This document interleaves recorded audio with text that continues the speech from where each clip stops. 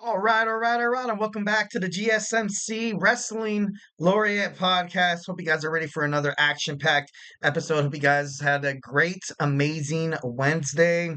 Hopefully, you guys aren't too somber. It's almost the midway. We're midway through the week, so we got some TNA Impact and also some Ring of Honor to kind of help us too. Friday, which of course we will have Friday Night SmackDown. So this week is going by super quick. It seems like time nowadays is just like flying by. It's insane. I don't even have a chance to like catch my breath or anything like that. I feel like my kids are, basically already 18 years old. No, I'm just kidding. No, I'm not, obviously, I'm not gonna, throw that bad juju out in the air. Don't want the time to go by that quick. Gotta enjoy them when they're young. All right, so guys, we have a great show for you today on tap. We're going to talk about WWE NXT. We're also going to talk about some AEW Dynamite, and of course, today, 19 years ago, we lost an amazing legend in WWE. We lost Eddie Guerrero, so we're going to talk about his legacy inside the ring. We're also going to talk about his what he left for WWE in terms of his legacy.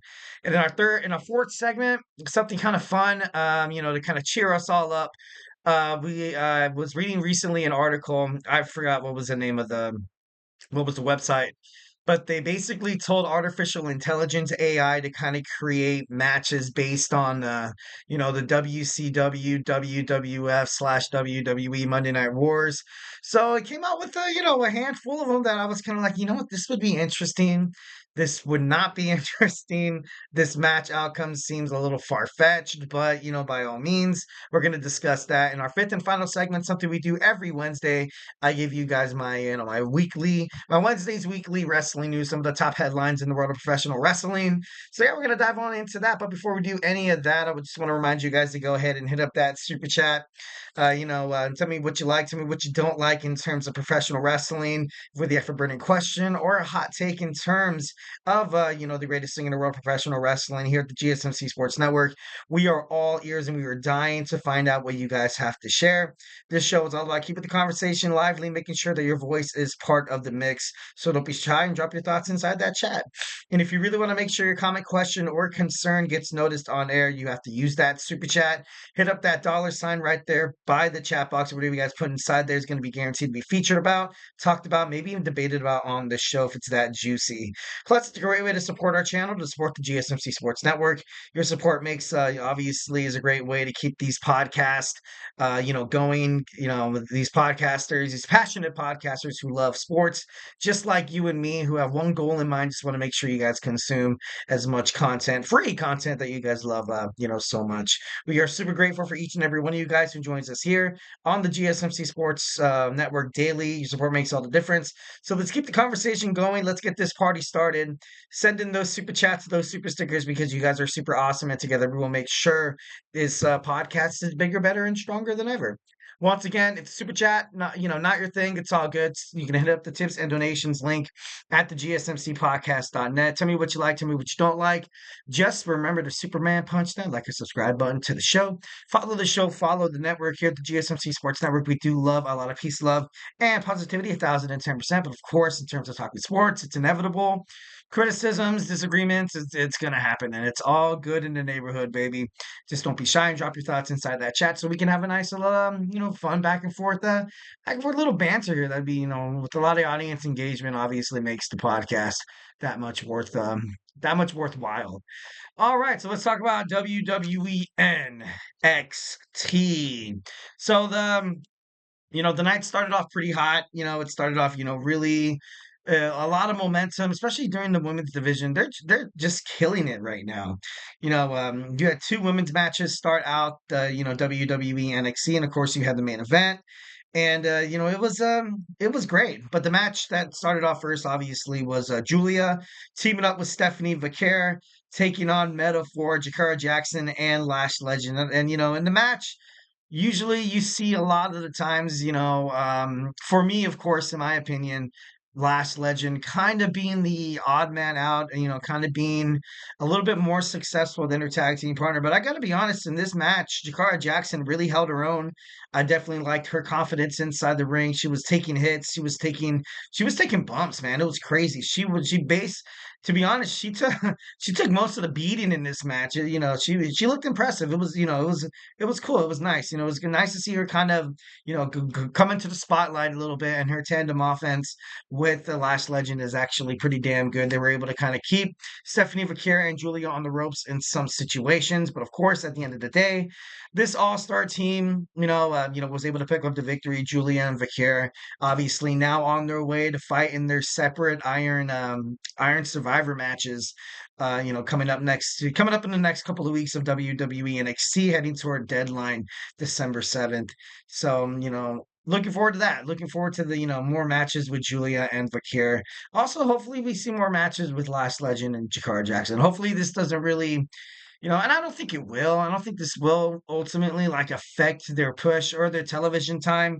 I feel like these girls have been absolutely sensational. They've been super impressive. Like I want to see Lash Legend make it onto the main roster as well as Jakara Jackson. There's been a lot of speculations that Metaphor, obviously Noam Dar, and oh my god, I can't believe I can't think of his name. Oro Mensa are all four of them are going to be making a debut on the main roster, obviously heading toward this new WWE Monday Night Raw on Netflix era. They're gonna need matches that pop. And having these four superstars would be pretty badass and excited to see it. Iron Survivor match. They explained it. I, for one, I needed a refreshment, so I'm going to refresh you guys. So, in the Iron Survivor match, we're going to have five superstars. Two will start out. One enters every 5 minutes. The match begins when all five competitors are inside the ring. I believe that's the case. I might have heard wrong. All five competitors are, when they're inside the ring, each fall will be a point. Each loss will result to a trip to the penalty box, which you have to stay in there for 90 seconds, where you can't get a fall, where you don't have a chance to rack up your points. So, kind of love the creativity, love the innovative, style in terms of NXT. And a winner is the number one contender for Trick Williams' NXT World Heavyweight Championship. And yeah, it should be pretty damn cool.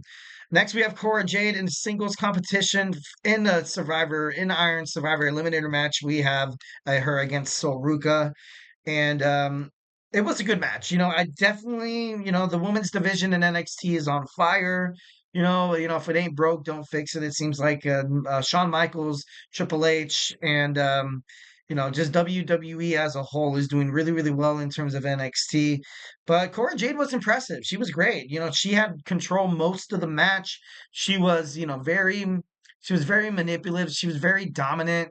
She was like, in your face. She was pandering to the crowd, kind of being that heel, kind of, shoving Soruka's face, making her like, making her seem like she was like the ultimate like bully or like heel, you know what I mean? So, but after the match, Soruka's patience paid off, just lying there and waiting for Cora Jade to make a mistake, and she did. Hit her with the Soul Snatcher, and then bam, that's it. She was able to pick up the victory. So Ruca moves on. Next, we have Wes Lee taking on Cedric Alexander in an Iron Survivor Eliminator match. I gotta be honest, this match was one of my favorites. This match, I had speculations that this would be probably a sleeper for the match of the night. And obviously not taking away from anything or any other matches that took place tonight, but the chemistry between these two superstars is just uncanny, and I loved it. I loved it. To be honest, I hated how it ended. When you have an amazing match like this, it even got a "This is awesome" chant, which was pretty badass. When you get positive, positive reinforcement from the fans, in terms of a match, sometimes, you just want to see the match end cleanly. It didn't. Wes Lee obviously kind of had to go into his heel roots and expose the middle turnbuckle, causing Cedric Alexander to, hit him with the Michinoku driver. Referee was distracted, got that 1, 2 near fall. If the referee would have started counting the moment he hit that Michinoku driver, we would have had saw Cedric Alexander move on instead of Wes Lee. But then, you saw the cheating ways win, and it was just a bad ending. Obviously, that's the purpose of a heel. So in that case, wrestling or NXT, you're doing it right, I guess. Maybe I'm just picky. I thought this match, between these two superstars, that was just amazing.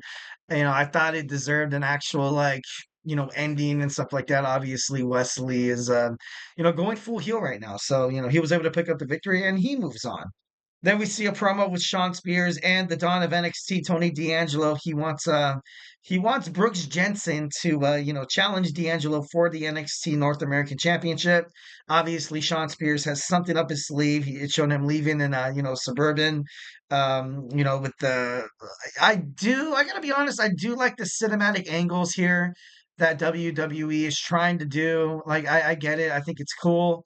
It might be a little bit too much sometimes, but no, I think they actually did it pretty decent. You kind of got this, Tony D'Angelo being the mob boss, and then, Shawn Spears coming at you full force, saying that, I'm desperate, I'm hungry, I'm starving. So, maybe it's just, gonna set up a nice little feud between those two. Trick Williams addresses Ridge Holland. That was kind of cut short because Andre Chase still wants a piece of Ridge Holland. Then, of course, you saw Ridge come out, put Andre Chase on blast, saying that he does not deserve a chance at the NXT World Heavyweight Championship. And then this, of course, starts sparking up ideas about, hey, why don't they fight? And the winner gets to fight Trick Williams at NXT Deadline in December. But, obviously they had to make it a little bit more juicy. If Andre Chase loses, Chase U has to, they have to disband. It seems like Chase U wasn't really for it. Thea Hale, Riley Osborne, also Duke Hudson, the MVP. They were just like, dude, like, is it worth it? Is the juice really worth the squeeze here? You've never had a chance at the NXT World Heavyweight Championship. It could be the ultimate rise of Chase U, or it could be the ultimate fall. So, and the fans love Chase U. They buy the merchandise. They're out there doing the Chase U signs with their hands and stuff like that. So, they get positive reinforcement from the fans. They are very marketable. That's why maybe I think this doesn't really go down the way Rich Holland maybe expects it. Rich Holland picked up a victory. He found a way to pin Trick Williams in that match with Ethan Page and Bubba Ray Dudley at NXT for like at the ECW 2300 Arena in Philadelphia. So maybe he kind of has that leverage. Maybe in the future in storylines, Andre Chase is he's a man on a mission. He's a man on a mission, wants to prove that he could still be, a face of WWE, still wants to show that Chase U could run WWE. But right now it just seems a little dire. I got to be honest. I feel like something is going to happen. Maybe it forces like a triple threat match between these guys. Maybe Duke Hudson or Thea Hale or Riley Osborne find a way to kind of, to help out Andre Chase, or, maybe get him to have it disqualified or just something like that. You know what I mean?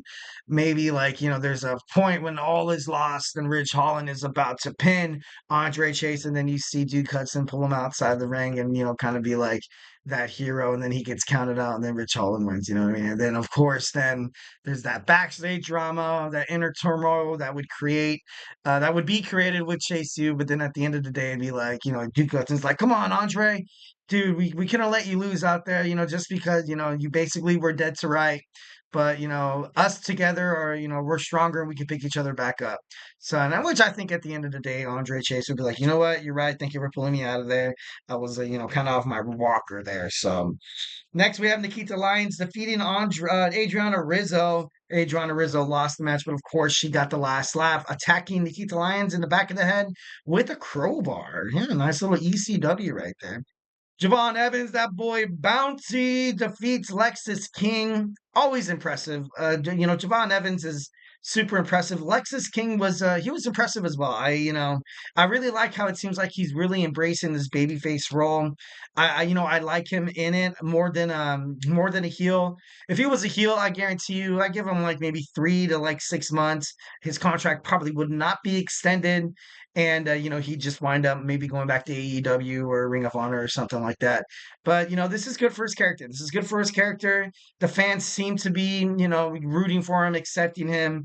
In the match, he did kind of remind me of like a younger like version of Chris Jericho, Y2J. So I'm like, okay, like if he finds his way somehow, back in the heel category, maybe he can be that type of person because Chris Jericho is notoriously known for being an amazing heel, but at the same time, he could be a great babyface and always kind of back and forth, having these face turns, the fans don't really know what to expect. And, they love him when they love him and they hate him when they hate him. So maybe Lexus King could kind of fall back into that, category. But Butch Von Evans wins. He moves on. Handshake at the end of the match is always cool. Kelani Jordon loses her shot, her rematch against Fallon Henley for the WWE Women's NXT North American Championship. And I gotta be honest, it all started with bad luck. She wore her own T-shirt to the ring, which, I feel like that's a little narcissistic. I'm just kidding, no. But from the get-go, I was kind of like, oh shoot, she's done for. She's gonna lose. You know what I mean? The numbers game is no joke. The fatal influence is probably here to stay. The belt's gonna stay on Fallon Henley for quite some time if they keep working like this. And kind of reminds me of like a kind of like a Judgment Day. You saw Finn Balor put Gunther's leg on the bottom rope, screwing over Damian Priest. So you saw that kind of, Henley. At the end of the match, well, at the end where she had her title, she did the Alexa Bliss like, title thing where she put it behind her. I don't know how did she do it? Yeah, like that. I thought that was kind of interesting. And then, of course, at the end of the night, you had the tag team division abrupt because of what Ava, the general manager of NXT, basically said, you guys got to step it up. Whoever outshines the other one will get a shot at Nathan Frazier and Axiom's NXT World Tag Team title. So it all ended up in Bedlam, which is always a good sign. All right, guys. So hey, do not go anywhere. We're going to talk about some AEW Dynamite. We just got done fresh talking about NXT. Now we're going to shift gears and go to AEW. So hey, do not go anywhere.